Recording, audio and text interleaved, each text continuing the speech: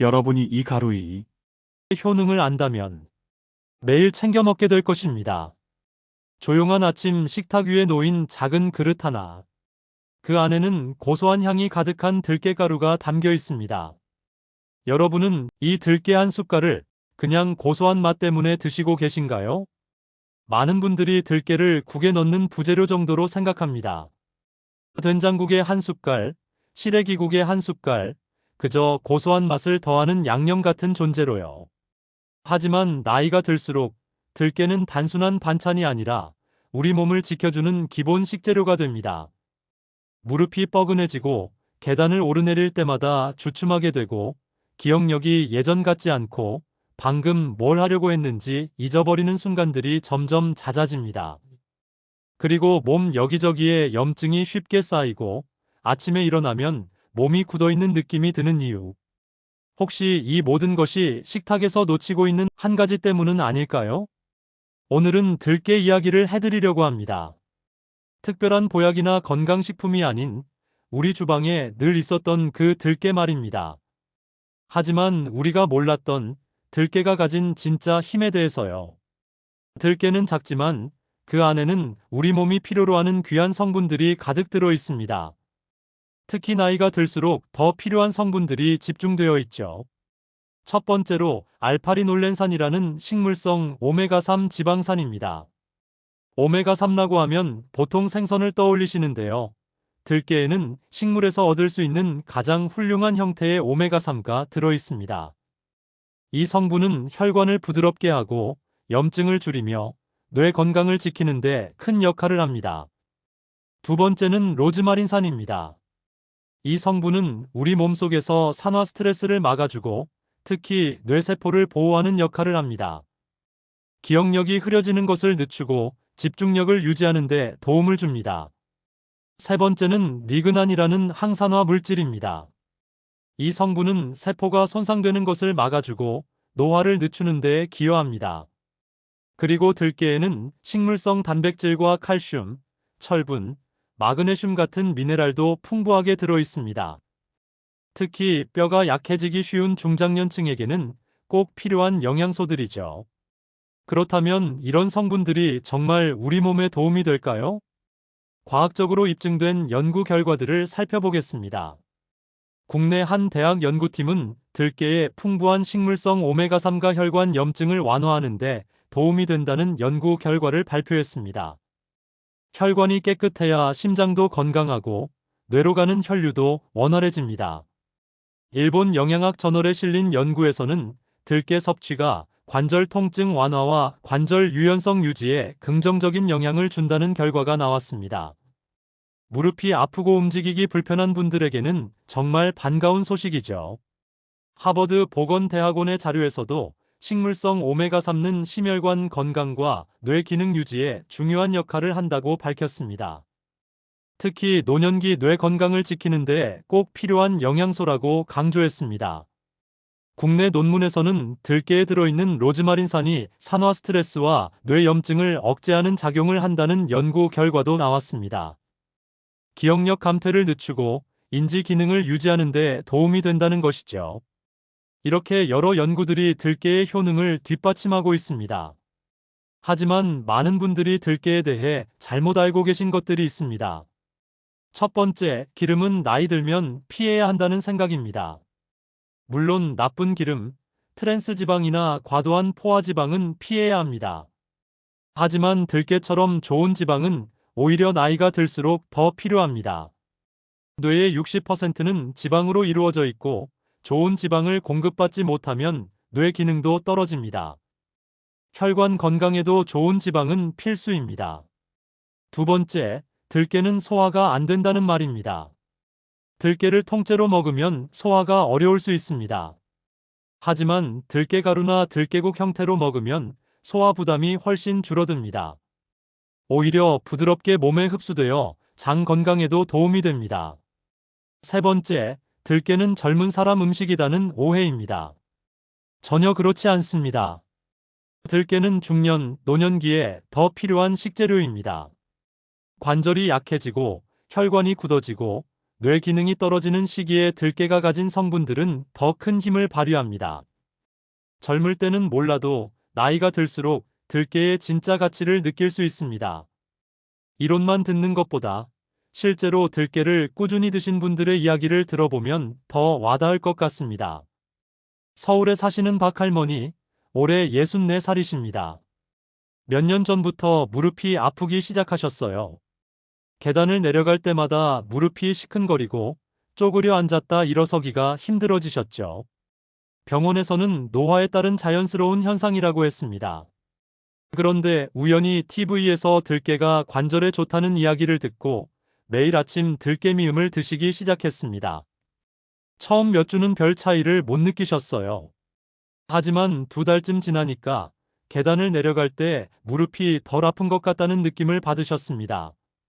3달째부터는 쪼그려 앉았다 일어서는 것도 훨씬 수월해졌다고 하세요.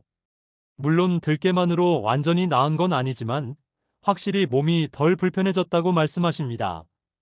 부산에 사시는 김할아버지, 71살이십니다. 아침에 일어나면 몸이 뻣뻣하게 굳어있는 느낌이 드셨대요. 손가락 마디도 잘 안 움직이고 허리를 펴는 것도 힘드셨죠. 아들이 들기름을 선물해 드렸는데 그때부터 매일 나물 무침에 들기름을 넣어 드셨습니다. 그리고 국에는 들깨가루를 꼭 넣으셨어요. 1달쯤 지나니까 아침에 일어날 때 몸이 덜 굳는 느낌을 받으셨습니다. 손가락도 조금 더 부드럽게 움직이고 허리도 펴기 편해졌다고 하세요. 이분도 들깨가 만병통치약은 아니지만 확실히 몸이 가벼워진 느낌이라고 말씀하십니다. 이런 이야기들은 들깨가 갑자기 병을 치료하는 게 아니라 꾸준히 먹었을 때 몸이 조금씩 덜 불편해지는 방향으로 도와준다는 걸 보여줍니다. 그렇다면 들깨는 구체적으로 어떤 면에서 우리 몸을 도와줄까요? 4가지로 정리해 보겠습니다. 첫 번째, 관절 건강 유지입니다. 나이가 들면 관절 사이의 윤활액이 줄어들고 연골이 닳아 통증이 생깁니다. 들깨에 들어있는 오메가3는 관절 주변의 염증을 줄이고 관절을 부드럽게 유지하는 데 도움을 줍니다. 무릎, 손목, 어깨 같은 부위가 덜 뻣뻣해지고 움직임이 조금 더 편해질 수 있습니다. 두 번째, 혈관 탄력과 순환에 도움이 됩니다. 혈관이 굳어지면 혈압이 올라가고 심장에 부담이 갑니다. 뇌로 가는 혈류도 막혀 기억력이 떨어지죠. 들깨의 식물성 오메가3는 혈관 벽을 부드럽게 하고 혈액순환을 원활하게 합니다. 손발이 차갑고 저린 증상도 줄어들 수 있습니다. 세 번째, 기억력과 집중력 유지에 도움을 줍니다. 뇌는 우리 몸에서 가장 중요한 기관이지만 나이가 들면 제일 먼저 기능이 떨어지는 곳이기도 합니다. 들깨에 들어있는 로즈마린산과 오메가3는 뇌세포를 보호하고 신경 전달을 돕습니다. 방금 뭘 하려고 했는지 잊어버리는 일이 줄어들고 대화할 때 단어가 잘 떠오릅니다. 책을 읽거나 TV를 볼 때도 내용이 더 잘 기억됩니다. 네 번째, 장 건강과 면역 균형을 돕습니다. 들깨에는 식이섬유도 풍부하게 들어있어 장 운동을 도와줍니다. 변비로 고생하시는 분들에게 특히 좋습니다. 그리고 장이 건강해지면 면역력도 좋아집니다. 우리 몸의 면역세포 70%가 장에 있으니까요. 감기도 덜 걸리고 작은 병에도 덜 걸리게 됩니다. 시니어에게 가장 좋은 들깨 섭취 방법. 그렇다면 어떻게 들깨를 먹는 게 가장 좋을까요? 특히 소화 기능이 약해진 시니어 분들께 편하고 효과적인 방법을 알려드리겠습니다. 가장 편한 방법은 들깨국입니다. 된장국, 미역국, 시래기국에 들깨가루를 한두 숟갈 넣어 끓이면 됩니다. 고소한 맛도 좋고 국물에 잘 녹아서 소화도 편합니다. 아침 식사로 따뜻한 들깨국 한 그릇이면 하루를 든든하게 시작할 수 있습니다. 들깨 미음도 좋은 방법입니다. 쌀과 들깨가루를 함께 넣고 부드럽게 끓인 미음은 위에 부담이 없고 소화가 아주 잘 됩니다. 입맛이 없거나 이가 불편한 분들도 편하게 드실 수 있습니다. 나물 무침에 들깨가루를 넣는 것도 좋습니다. 시금치나물, 숙주나물, 콩나물 같은 나물을 무칠 때 마지막에 들깨가루를 한 숟갈 넣어 버무리면 됩니다. 고소한 맛이 더해지고 영양도 훨씬 풍부해집니다. 두부나 버섯 요리에 들깨를 추가하는 것도 좋습니다. 두부조림이나 버섯볶음을 할 때 들깨가루나 들기름을 넣으면 맛도 좋고 영양궁합도 완벽합니다. 식물성 단백질과 좋은 지방이 함께 들어가서 몸에 아주 이롭습니다. 하지만 아무리 좋은 음식도 잘못 먹으면 오히려 해가 될 수 있습니다. 들깨를 먹을 때 주의할 점 몇 가지를 알려드리겠습니다. 첫 번째, 오래 볶지 마세요. 들깨는 열에 약합니다. 너무 오래 볶으면 좋은 성분들이 파괴되고 오히려 몸에 좋지 않은 물질이 생길 수 있습니다. 들깨가루는 볶지 않은 것을 사용하거나 살짝만 볶아서 사용하세요. 들기름도 조리 마지막에 넣는 게 좋습니다. 두 번째, 산패된 들기름은 절대 사용하지 마세요. 들기름은 공기와 빛에 노출되면 쉽게 산패됩니다. 산패된 기름은 몸에 염증을 일으키고 오히려 건강을 해칩니다. 들기름은 작은 병으로 사서 냉장 보관하고 한 달 안에 다 사용하세요. 병을 열었을 때 쩡한 냄새가 나면 바로 버리세요. 세 번째, 너무 많은 양을 한 번에 먹지 마세요. 아무리 좋은 음식도 과하면 독이 됩니다. 들깨가루는 하루에 한두 숟갈, 들기름은 하루에 한 숟갈 정도면 충분합니다. 너무 많이 먹으면 칼로리가 높아 살이 찔 수 있고 소화에도 부담이 됩니다. 들깨의 효능을 더 높이려면 어떤 음식과 함께 먹는 게 좋을까요? 함께 먹으면 좋은 음식. 첫 번째는 두부와 콩류입니다. 식물성 단백질끼리 만나면 영양 흡수가 더 잘 되고 몸에서 활용도가 높아집니다. 두부와 들깨는 최고의 궁합입니다. 두 번째는 채소와 해조류입니다. 시금치, 미역, 김 같은 채소와 해조류는 식이섬유와 미네랄이 풍부합니다. 들깨와 함께 먹으면 장 건강이 더 좋아지고 변비 예방에도 도움이 됩니다. 세 번째는 버섯입니다. 버섯에는 베타글루칸이라는 면역 물질이 들어 있습니다. 들깨와 함께 먹으면 면역력 강화에 시너지 효과가 납니다. 피하면 좋은 음식은 다음과 같습니다. 첫 번째는 기름진 튀김입니다. 들깨 자체가 지방 함량이 높기 때문에 튀김처럼 기름진 음식과 함께 먹으면 칼로리가 너무 높아집니다. 소화에도 부담이 됩니다. 두 번째는 인스턴트 음식입니다. 인스턴트 음식에는 트랜스 지방과 나트륨이 많이 들어 있습니다. 들깨의 좋은 효과를 상쇄시키고 오히려 건강에 해를 끼칩니다. 세 번째는 과도한 단맛 음식입니다. 설탕이 많이 들어간 음식은 혈당을 급격히 올려 염증을 유발합니다. 들깨가 염증을 줄이는 역할을 하는데 단맛 음식이 그 효과를 떨어뜨립니다. 들깨가 좋다는 건 알겠는데 매일 챙겨 먹기가 쉽지 않으시죠? 바쁜 일상에서 건강 습관을 만드는 건 정말 어려운 일입니다. 그래서 아주 작고 쉬운 방법들을 알려드리겠습니다. 첫 번째, 식탁 위에 들깨가루통을 놓아두세요. 김치통 옆에 작은 들깨가루통을 놓아두면 국을 먹을 때마다 자연스럽게 한 숟갈 넣게 됩니다. 눈에 보이는 곳에 두는 게 핵심입니다. 두 번째, 아침 루틴에 들깨미음을 추가하세요. 아침마다 밥을 짓는 게 힘드시다면 들깨미음을 만들어 놓으세요. 한 번에 여러 끼 분량을 만들어 냉장고에 보관하면 아침마다 데워 먹기만 하면 됩니다. 세 번째, 반찬 무칠 때 습관적으로 들깨가루를 넣으세요. 나물을 무칠 때, 두부를 무칠 때 습관처럼 들깨가루를 한 숟갈 넣으세요. 처음에는 의식적으로 하다가 나중에는 자연스러운 습관이 됩니다.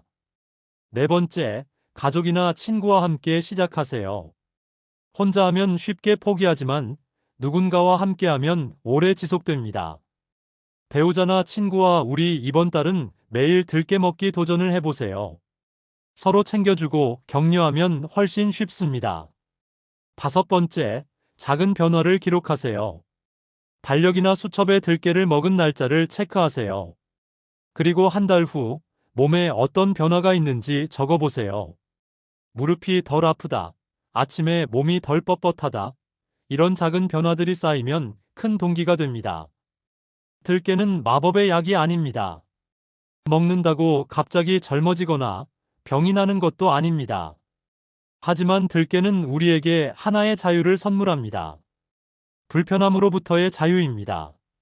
무릎이 아파서 산책을 포기하지 않아도 되는 자유. 계단이 무서워서 집에만 있지 않아도 되는 자유. 기억력이 흐려져서 대화를 주저하지 않아도 되는 자유. 몸이 굳어서 손주를 안아주지 못하는 슬픔에서 벗어나는 자유.